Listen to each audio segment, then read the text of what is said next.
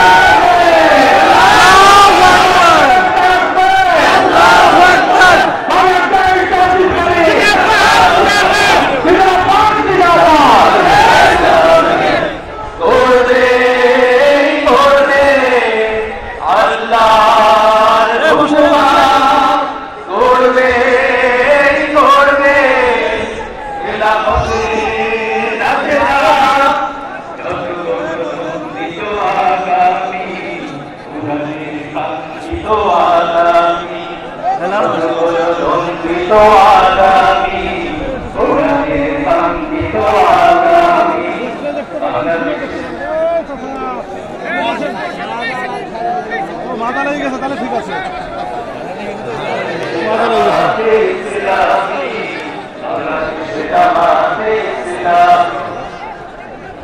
আসসালামু আলাইকুম ওয়া রাহমাতুল্লাহ।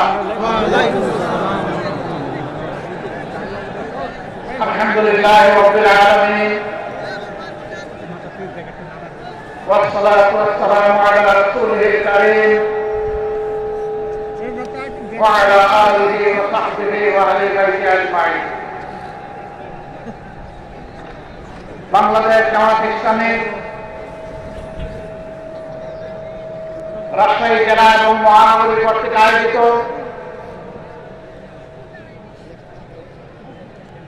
আজকের এই বিশাল কর্মী সম্মেলনের সম্মানিত সভাপতি বাংলাদেশ জামাত ইসলামী রাজশাহী মহানগরী শাখার সম্মানিত আমির, কেন্দ্রীয় কর্ম পরিষদের অন্যতম সদস্য, বিশিষ্ট শিক্ষাবিদ ডক্টর মৌলানা কেরামত আলী, বিশেষ অতিথি উত্তর জনপদের মাটি এবং মানুষের প্রিয় নেতা, বিশিষ্ট শিক্ষাবিদ, সাবেক সংসদ সদস্য, বাংলাদেশ জামাত ইসলামের সম্মানিত নায়েবে আমির, মঞ্চে বসা কেন্দ্রীয় নেতৃবৃন্দ, বিভিন্ন বন্ধু সংগঠনের নেতৃবৃন্দ, আঞ্চলিক এবং স্থানীয় নেতৃবৃন্দ, শহীদ পরিবার সমূহের পরম শ্রদ্ধেয় গর্বিত সদস্যবৃন্দ, আমার সামনে উপস্থিত প্রিয় সহকর্মীবৃন্দ, সাংবাদিক ভাই এবং বন্ধুগণ, আল্লাহ সুবহানাহু ওয়া তাআলার শুকরিয়া আদায় করছি। দীর্ঘ 15.5 বছর যেই জাতির উপর একটি জগদ্দল পাথর, ফ্যাসিবাদের পাথর চেপে বসেছিল, মহান রব্বুল আলামিন গেল বছরের 5 আগস্ট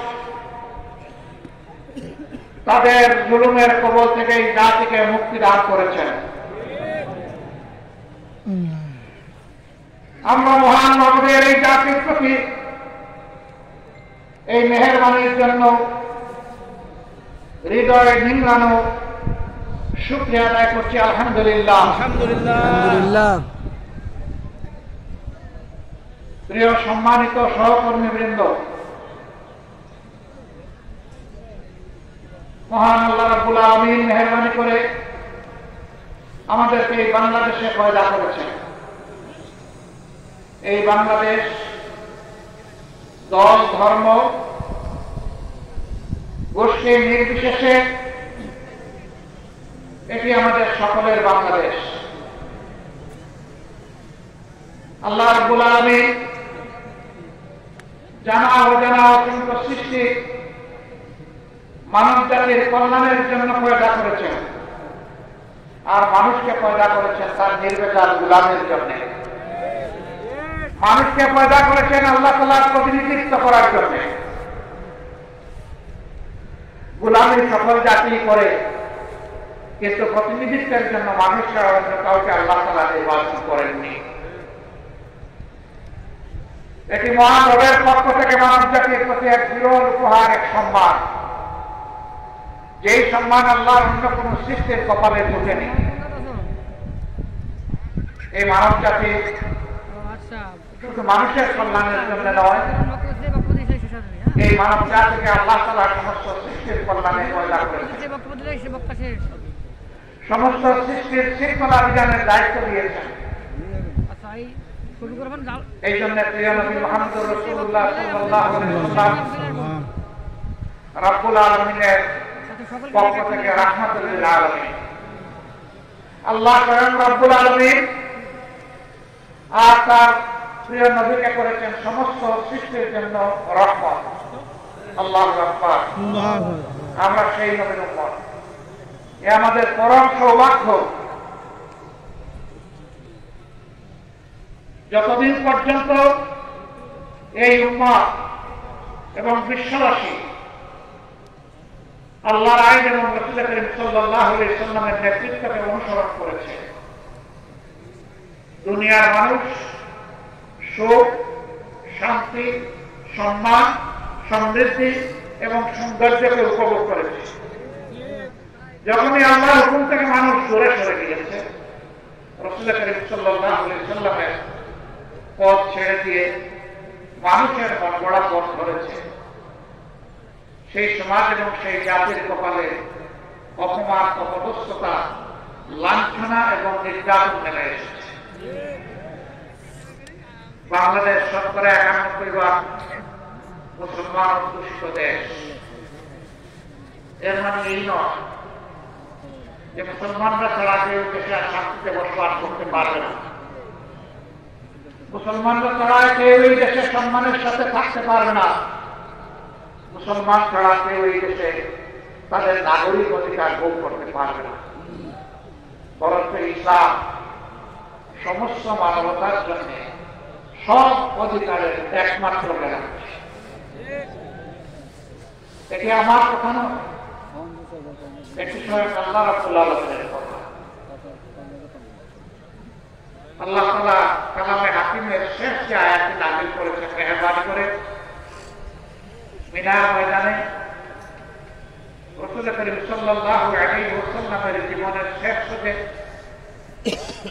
আইয়ামে তাশরিকের সময় সেই আয়াতটা আল্লাহ তাআলা বিশ্ববাসীকে এই নিয়ামতের কথা স্মরণ করিয়ে দিয়েছে।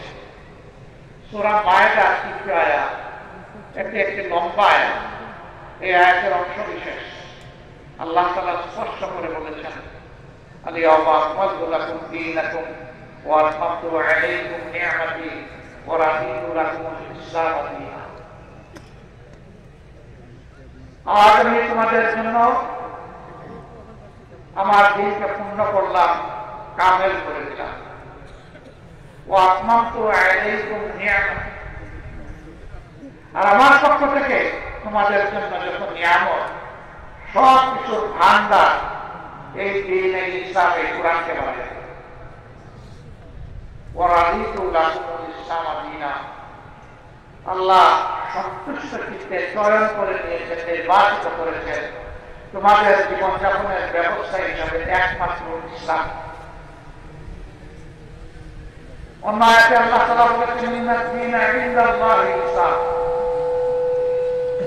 আল্লাহ তাআলার কাছে গ্রহণযোগ্য জীবন ব্যবস্থা হচ্ছে বর্তমানে দুনিয়ায় বিভিন্ন ধরনের মতবাদ চালু আছে, কোথাও সমাজতন্ত্র, কোথাও ধর্ম নিরপেক্ষতা, কোথাও পুঁজিবাদ, কোথাও আবার আছে ফেসিবাদ। এগুলা সব মানুষের করা। আমরা এখানে যারা বসে আছি, আসমানের নিচে জমিনের উপরে যারা বসবাস করে, শুধু মানুষ নয়, সমস্ত সৃষ্টি, তাদেরকে কে সৃষ্টি করেছে? কে করেছেন? তার সৃষ্টিতে তার সাথে আর কেউ শরীক আছে না। তাওহীদের মালিক আল্লাহ রাব্বুল আলামিন একাই। তো যিনি সমস্ত বিচিত্র প্রাণী এবং উদ্ভিদ জগৎ, জীবিত এবং মৃত সব কিছুকে সৃষ্টি করেছেন, তার চেয়ে আমাদের প্রয়োজন কেউ কি বেশি জানে? না, নিশ্চয়ই জানে। যিনি মহব্বত করে পয়দা করেছেন, তার থেকে আমাদের বড় শুভাকাঙ্ক্ষী কেউ হতে পারে না, অবশ্যই পারে। আল্লাহ তাআলা তার সকল জাত এবং সিফাতে সব কিছুর ঊর্ধ্বে একক, তার কোন সমকক্ষ নেই। সূরা ইখলাসে বারবার আমরা সেই কথাটাই পড়ি। তার জাত এবং সিফাতের সাক্ষ্য দেই, এমনকি তার কোন বংশধারও আলাদা নেই। সকলেই তার গোলাম, সকলেই তার পীড়িত প্রজা। আল্লাহ তাআলার উলুহিয়তে, রুবুবিয়তে, আল্লাহ তাআলার কুদরতে কারো সামান্যতম কোনো অংশীদারি নেই। বাংলাদেশ জামাতে ইসলামী সেই আল্লাহকে একমাত্র মালিক হিসেবে কবুল করেছে। আমাদের অপরাধ, আমরা কেন বললাম যে সমস্ত ক্ষমতার মালিক একমাত্র আল্লাহ তাআলা, সার্বভৌমত্বের একমাত্র অধিকারী আল্লাহ। বিগত সরকার এই অপরাধে নির্বাচন কমিশন থেকে আমাদের নিবন্ধন কেড়ে নিয়েছে। তারা আল্লাহ সার্বভৌমত্ব মানে না। তারা মনে করেছিল নিজেই সার্বভৌম। সার্বভৌম মানে সর্বময় ক্ষমতার মালিক। তো এত ক্ষমতার মালিক তো দেশ ছেড়ে পালালেন। সেই ক্ষমতার দাপটে কিয়ামত পর্যন্ত টিকে থাকার চেষ্টা করতেন। অতএব আপনাদের কল্যাণ, আপনাদের পরাজয় এটা প্রমাণ করেছে সর্বময় ক্ষমতার মালিক একমাত্র আল্লাহ রাব্বুল আলামিন। এও আমার কথা নয়, এটাও আল্লাহ তাআলার কথা। ক্ষমতা দেওয়ারও মালিক আল্লাহ, নেওয়ারও মালিক আল্লাহ। ইজ্জত দেওয়ারও মালিক আল্লাহ, আবার ইজ্জত কেড়ে নেওয়ার মালিক আল্লাহ তাআলার ভাষায় কুলিল্লাহুম্মা মালিকাল মুলকি তু'তিল মুলকা মান তাশা ওয়া তানজিউল মুলকা মিম্মান তাশা ওয়া তু'ইজ্জু মান তাশা ওয়া তুযিল্লু মান তাশা বিয়াদিকাল খায়র ইন্নাকা আলা কুল্লি শাইইন কাদির। সমস্ত মুলকিয়ত বাদশাহীর মালিক কে? আল্লাহ। সে মহান আল্লাহ বলছেন, দুনিয়ার বিভিন্ন অংশে, খণ্ডে, জায়গায় আমি ছোট ছোট এখতিয়ার দিয়ে থাকি, ছোট ছোট মুলকিয়ত দিয়ে থাকি, যেন মানুষ সেখানে মানুষের উপর ইনসাফ কায়েম করে। আল্লাহু ইয়া'মুরুকুম বিল আদলি ওয়াল ইহসান। আল্লাহ তোমাদেরকে নির্দেশ দিচ্ছে তোমরা যেন ন্যায় বিচার প্রতিষ্ঠা করো, আর মানুষের প্রতি তোমরা যেন সম্মান দেখাও, ইহসান করো। এটা আল্লাহর হুকুম। যারা ন্যায় বিচারের উপরে থাকবে, মানুষকে সম্মান করবে, মানুষকে মানুষ হিসাবে গণ্য করবে, আল্লাহ তাদের ইজ্জত বাড়ায় দেবে। আর যারা সমাজে জুলুম এবং অবিচারের প্রচলন করবে, মানুষকে বেইজ্জত করবে, বিশেষ করে সম্মানিত মানুষকে অপমান করবে, আল্লাহ তাদের সম্মান এবং রাজত্ব দুটাই কেড়ে নেবে। আল্লাহ বলছেন, ক্ষমতা আমি দেই, ক্ষমতা আমি কেড়ে নেই, ইজ্জত আমি দেই, ইজ্জত আমি কেড়ে নেই, এবং সকল ব্যাপারে ইন্নাকা আলা কুল্লি শাইইন কাদির। তোমাদের জন্য আল্লাহই হচ্ছেন সমস্ত ক্ষমতার মালিক। কুদরত তার হাতে, শক্তি তার হাতে। আমরা আল্লাহর শক্তিকে বলিয়া একটি জাতি গঠন করতে চাই ইনশাআল্লাহ। যেই জাতি আল্লাহ তাআলার শক্তির আলোকে আলোকিত হবে, সেই জাতি হবে সাহসী জাতি, বিনয়ী জাতি। সেই জাতি আল্লাহ ছাড়া আর কারো কাছে মাথা নত করবে না। আলহামদুলিল্লাহ, মুমিনরা দুনিয়ার কোথাও আল্লাহ ছাড়া কারো কাছে মাথা নত করে নাই। এই করেনি বলেই গত 15.5 বছর বিশেষ করে আলিম উলামা, মুমিন মুমিনা, কুফার, আইতা এদের উপর বিগত সরকার তাণ্ডব চালিয়েছে। শুধু জামাত ইসলামী না, জামাত ইসলামের 2 জন আমির সহ, 1 জন সেক্রেটারি জেনারেল সহ, 3 জন নায়েবে আমির সহ, 2 জন অ্যাসিস্ট্যান্ট সেক্রেটারি জেনারেল এবং 1 জন নির্বাহী পরিষদ সদস্য সহ 11 জন দায়িত্বশীল নেতাকে আমাদের বুক থেকে কেড়ে নিয়েছে। অন্যায়ের প্রতিবাদ যারা করেছে, শত শত আমাদের সহকর্মীকে তারা খুন করেছে, অসংখ্য ভাই বোনকে গুম করেছে, পঙ্গু করেছে, আহত করেছে, তাদের চাকরি কেড়ে নিয়েছে, ভিটামাটি থেকে উচ্ছেদ করেছে, তাদের ব্যবসা তছনছ করে দিয়েছে, কাউকে দেশে থাকতে দেয়, হাজারো মামলায় লাখো সহকর্মী ভাই বোনদেরকে দফায় দফায় জেলে দিয়েছে। আমি একটু দেখতে চাই আজকে এখানে যারা আছে, যারা কমপক্ষে একবার শরীরের ছাড়িয়ে আসিনার সময় জেলে গিয়েছে, তারা একটু আসে। আমার কথা আপনারা বুঝেছেন? যারা কমপক্ষে একবার জেলে গিয়েছে তারা আসবে, বিপুল সংখ্যক মানুষের হাত। এবং আমি বিশ্বাস করি এখানে যারা বসে আছে তাদের সকলেই জেলে গিয়েছে। তারা কি চুরি করেছেন? রাহাজারি করেছেন? মানুষ খুন করেছেন? গুপ্ত হত্যা করেছেন? গুম করেছেন? নারীর শ্লীলতাহানি করেছেন? কিছুই করেন। তাদের অপরাধ তাহলে কি ছিল? ওমা নাকামু মিনহুম ইল্লা আইয়ুমিনু বিল্লাহিল আযীজিল হামীদ।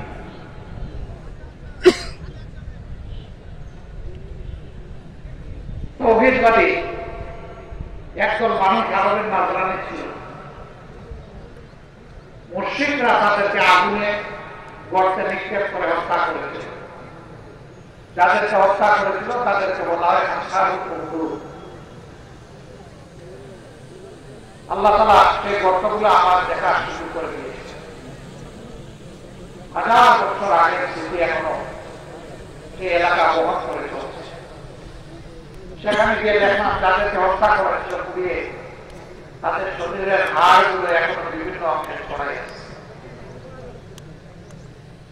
আল্লাহ তাআলা তাদের ব্যাপারে আয়াত নাযিল করেছে। শরীরশাসক তাদেরকে বলেছিল, এক আল্লাহ মানলে চলবে না, অমুককে অমুককে আল্লাহ মানতে হবে, এটা মানতে হবে। তারা বলেছিল না, আমরা আল্লাহ এবং ইলাহ একজনই মানব, দ্বিতীয় কাউকে স্বীকার করব না। এই জন্যই তাদের উপরে ঝাল মিটিয়েছিল। যারা মিটিয়েছিল ইতিহাসে তারা নিশ্চিন্ন হয়ে গিয়েছে, অপদস্থ হয়ে। যাদেরকে আগুনে করে হত্যা করেছিল আল্লাহ তাদেরকে কবুল করেছেন শহীদ হিসাবে। বাংলাদেশেও যাদেরকে খুন করা হয়েছে শুধু আল্লাহর জন্য, আল্লাহর দিনের জন্য, হক কথা বলার জন্য, মানুষের কল্যাণে কাজ করার জন্য, মহান মোল্লার দরবারে আরো রাব্বুল আলামিন তুমি তাদেরকে মর্যাদাবান শহীদ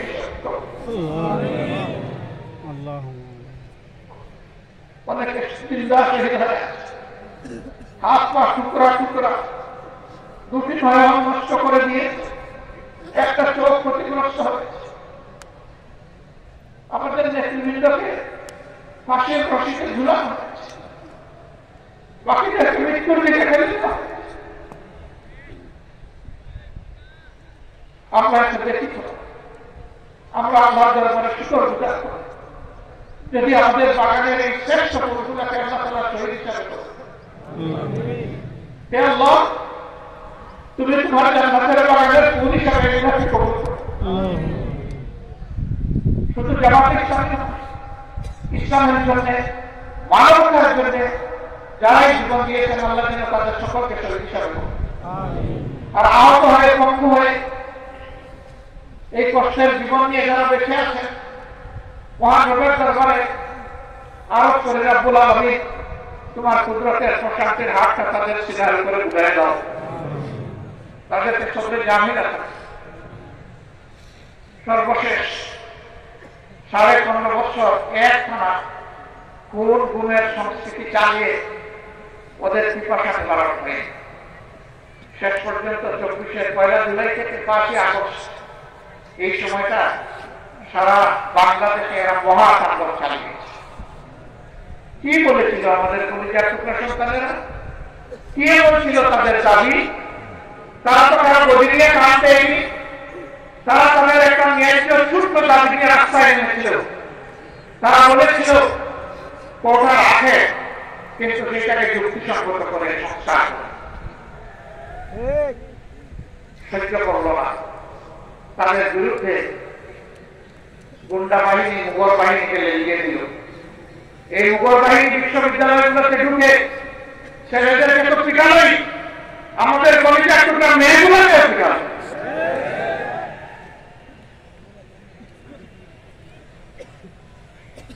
সম্মানিত ভাইয়েরা, এরপরে শেষ চাই, তারপরে ফায়ার ওপেন করলো। যাদের উপর গুলি করা হলো এরা যেন মানুষ নয়, এরা যেন বন জঙ্গলের পশু। পশু শিকার করে সুস্থ খাবে এরকম মানুষ।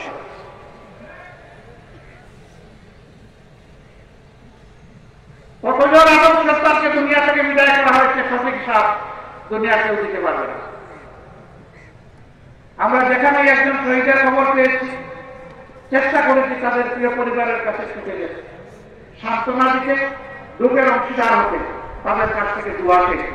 কারণ তারা পরম সৌভাগ্যবান, জাতিকে মুক্তির সংগ্রামে তার সন্তান, তার ছেলে, তার ভাই, তার স্বামী, তার পিতা নেতৃত্ব দিয়ে দুনিয়া থেকে বিদায় নিয়েছেন। তারা আমাদের কাছে জাতীয় সম্পদ, পরম সম্মানের পান। কিন্তু আমরা সবার কাছে যেতে পারিনি, কারণ সবার সুবিধা হয়।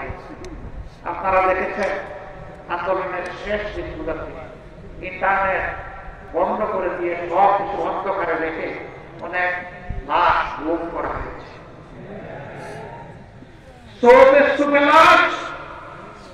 ট্রাকের পর ছুড়ে মারা হয়েছে, তারপরে পেট্রোল ছিটিয়ে আগুন দিয়ে লাশগুলাকে ছাই বানায় দেওয়া হয়েছে। এখনো বহু জায়গায় যায়, কাঁদো কাঁদো চোখ নিয়ে, চোখের ফুটা ফুটা পানি নিয়ে অনেকে হাজির হয়ে বলে, বাবা আমার সন্তানটার কিন্তু খবর পেল, অন্তত তার খবরের খবরটা বলে একটু সান্ত্বনা যে আমার সন্তানটা অন্য জায়গায় ঘুরে আছে।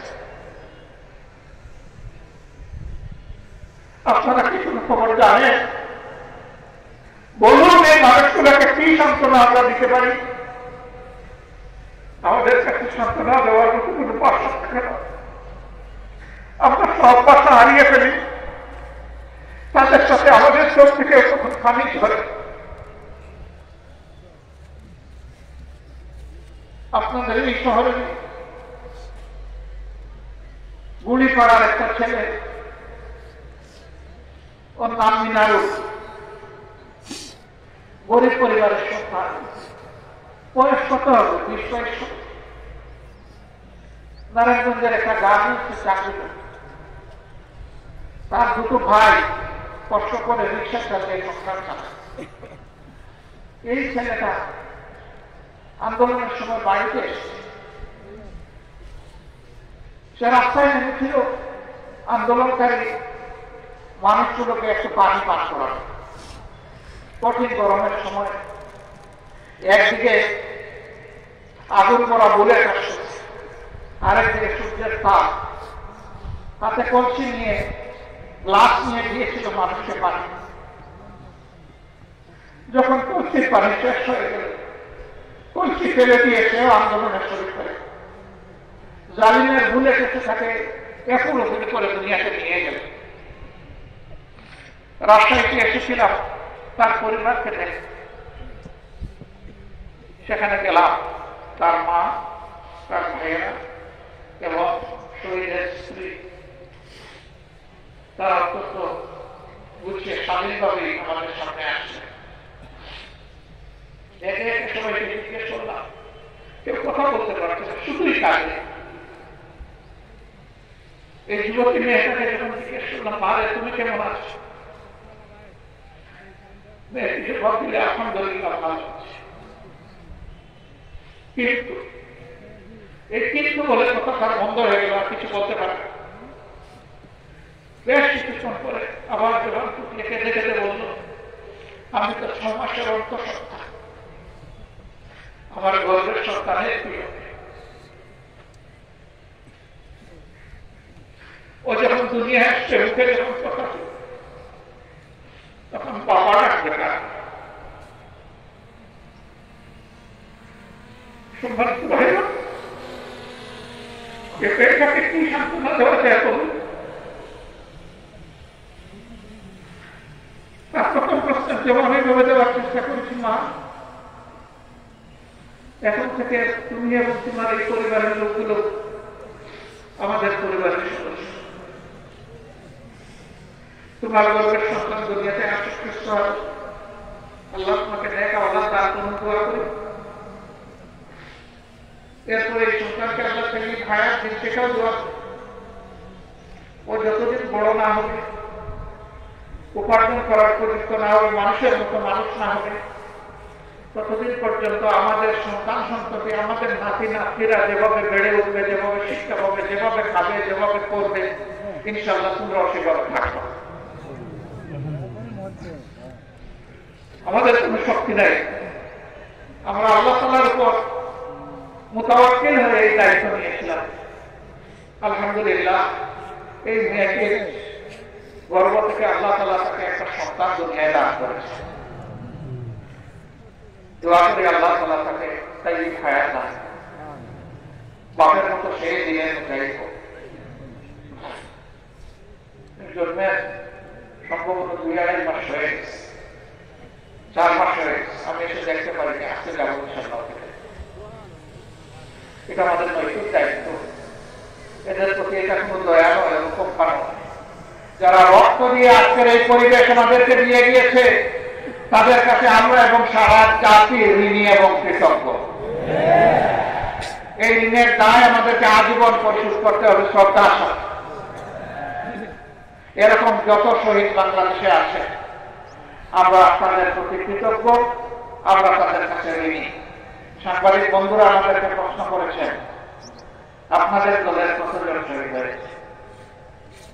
আমি বলেছি, যারা শহীদ হয়েছে আমরা তাদের দলের মানুষ, এবং যারা শহীদ হয়েছে তারা সবাই আমাদের দলের মানুষ। আমরা জামাতে ইসলাম হিসাবে আমাদের দল নয়, আমরা মানব জাতি হিসাবে আমাদের দল, এবং মানবতাবাদী হিসাবে আমাদের দল।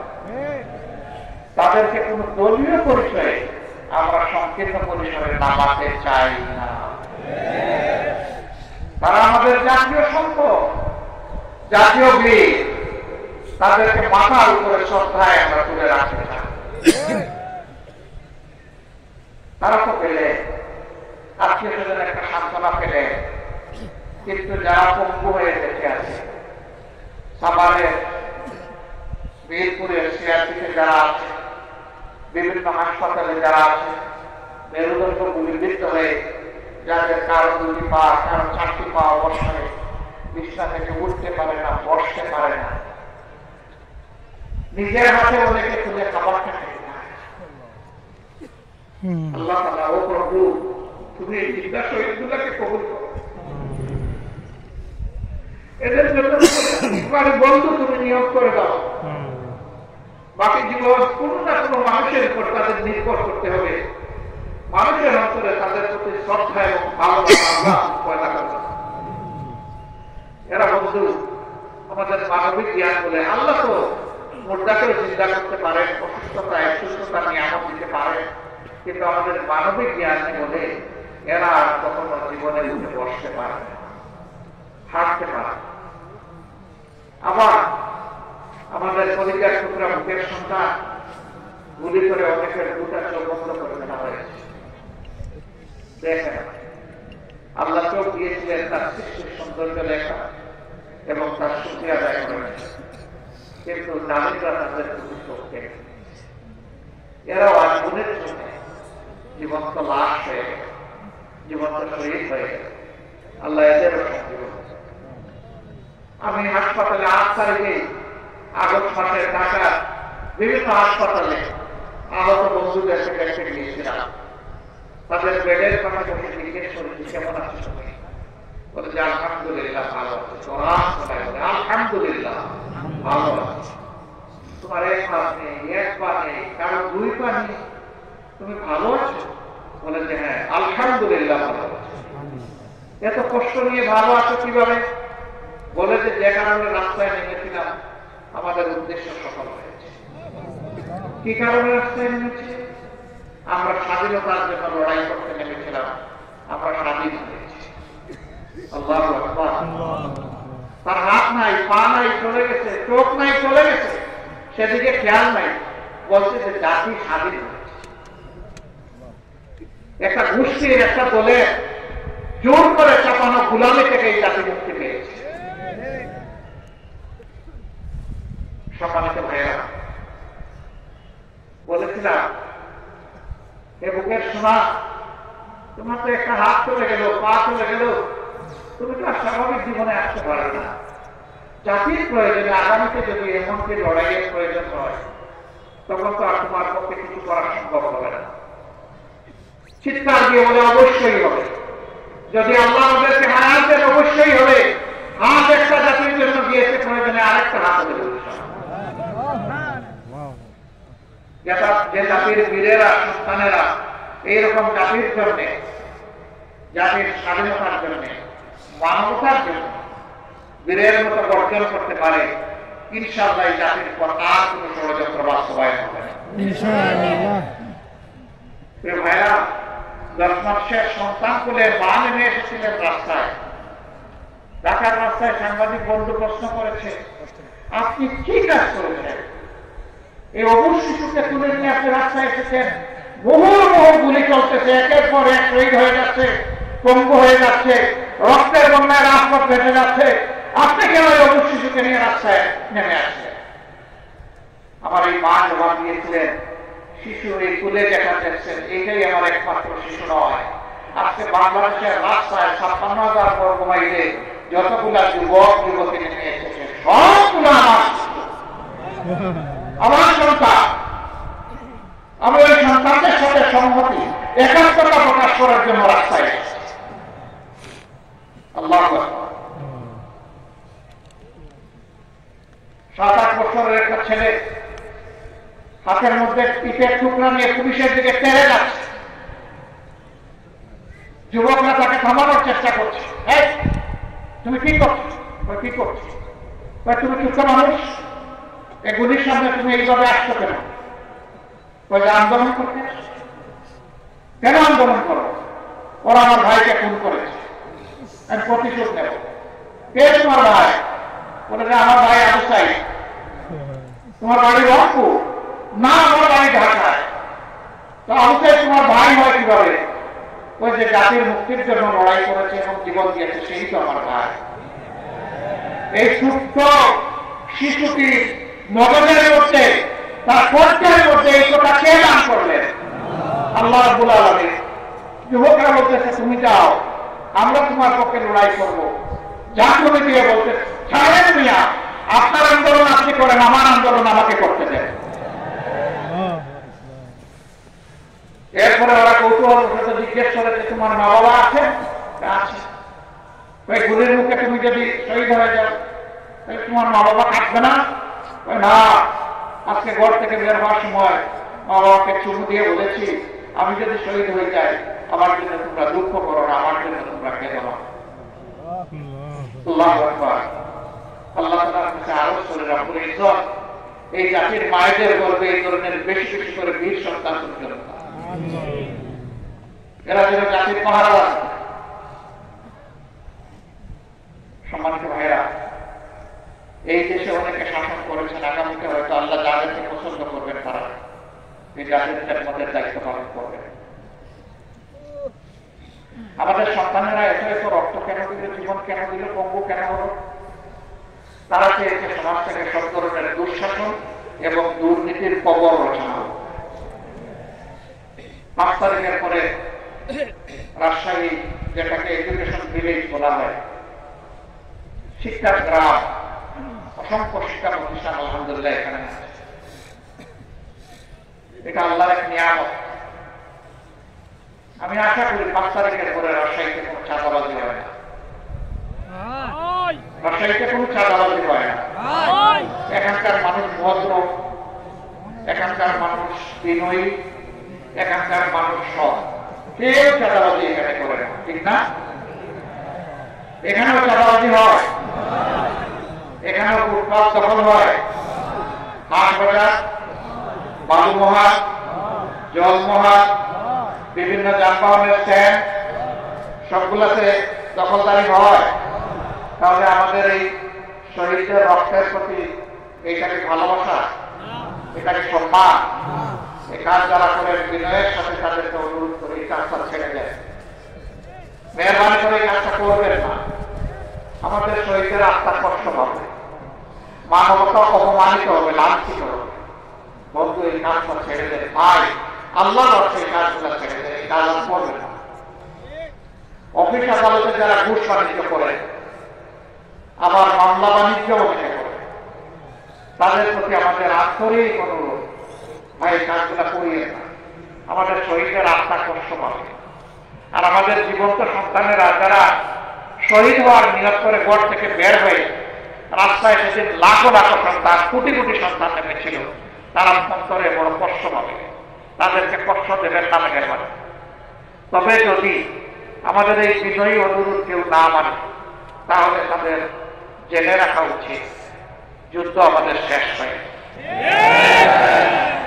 আমাদের সন্তানেরা স্লোগান দিচ্ছে এখনো, আবু সাইদ মুক্ত, শেষ হয়নি যুদ্ধ। আপনারা আমার সাথে বলবেন, আবু সাইদ মুক্ত, লড়াই করবে ইনশাআল্লাহ। কতক্ষণ? যতক্ষণ না ইনসাফ এই জমিনে কায়েম। আর ইনসাফ কায়েমের গ্যারান্টি একমাত্র আল কোরআন দিতে পারে, আর কিছুই এই কোরআনিক শাসন সকল ধর্মের, সকল দলের, সকল বর্ণের মানুষের জন্য একমাত্র ইজ্জতের গ্যারান্টি। এই কোরআনের শাসন কায়েমের মধ্য দিয়ে একটা মানবিক বাংলাদেশ আমরা করতে চাই, দুর্নীতি এবং দুঃশাসন মুক্ত বাংলাদেশ করতে চাই। অন্য ধর্মের ভাইদেরকে আমরা আমাদের ভাই হিসাবে দেখি, কারণ একই আদর এবং একই হাওয়ায় সালামের আমরা বংশ। শয়তান আমাদেরকেও ধোঁকা দেয়, অনেককেই ধোঁকা দেয়। শয়তানের ষড়যন্ত্র করে অনেকে তার প্রভুকে ভুলে যায়। আমাদের রোগ, আমাদের উৎস, আমাদের মূল একটা, আমরা মানুষকে ঘৃণা করি না, হিংসা করি না। আমরা মানুষকে মানুষ হিসাবে সম্মান করি, মানুষের দুঃখে কষ্টে চেষ্টা করি সাড়া দেওয়ার, এটাও চেষ্টা করি সবার আগে সাড়া দেওয়ার। কেন? কারণ আল্লাহ হাবিব বলেছেন, খায়রুন নাস মাইয়ানফাউন নাস, মানুষের মধ্যে তারাই উত্তম যারা মানুষের কল্যাণে সবসময় ব্যস্ত থাকে। আল্লাহ যেন এই তৌফিক আজীবন কিয়ামত পর্যন্ত আমাদেরকে রাখে। সম্মানিত ভাইয়েরা, সেই সামনের সেই কল্যাণ রাষ্ট্র বৈষম্যহীন, দুর্নীতিমুক্ত, চাঁদাবাজ মুক্ত, ঘুষ মুক্ত একটি ন্যায় ইনসাফের বাংলাদেশ গড়ে আমরা মানবিক বাংলাদেশ করতে চাই। এই বাংলাদেশ আপনারা খান, আমার সহকর্মীরা খান, তাহলে আমাদের লড়াই চালিয়ে যেতে হবে। ত্যাগ অনেক করেছি, ইনশাআল্লাহ আল্লাহ তৌফিক দিলে এই জাতির জন্য আরো ত্যাগ স্বীকার করব। আমরা এক মুহূর্তের জন্য বিশ্রাম নেব, বিশ্রাম নেওয়ার কোনো সময় আমাদের নেই। এই জীবন খুব ছোট, কাজ অনেক বড়। সেই কাজগুলোর জন্য সমাধান করতে পারি, আল্লাহ যেন তৌফিক দান করেন। আল্লাহ তাআলা বাংলাদেশ থেকে সকল প্রকার অন্যায়, অবিচার, দুর্নীতি, দুঃশাসনের বিলোপ সাধন করে তার কোরআনী আইন এই দেশে আমাদেরকে দান করুন। আর সেই আইনে এক একজন কর্মী হিসাবে আল্লাহ তাআলা আমাদেরকে তৌফিক দিন এবং কবুল করুন। আপনারা যারা এসেছেন আমাদের কথা শুনতে, নিশ্চয়ই ভালোবাসা নিয়ে এসেছেন। এই ভালোবাসা কার জন্য? আমার বলুন, কার জন্য এই ভালোবাসা? একমাত্র আল্লাহ তাআলার জন্য। আল্লাহ তাআলার দরবারে আরো যে প্রভু আমাদের এই ভালোবাসাকে কবুল করো, আর এই ভালোবাসাকে তুমি জান্নাত পর্যন্ত পৌঁছে দিও। সবাইকে ধন্যবাদ। আসসালামু আলাইকুম ওয়া রাহমাতুল্লাহ। আল্লাহ হাফেজ। বাংলাদেশ জিন্দাবাদ, বাংলাদেশ জামাত ইসলামী জিন্দাবাদ।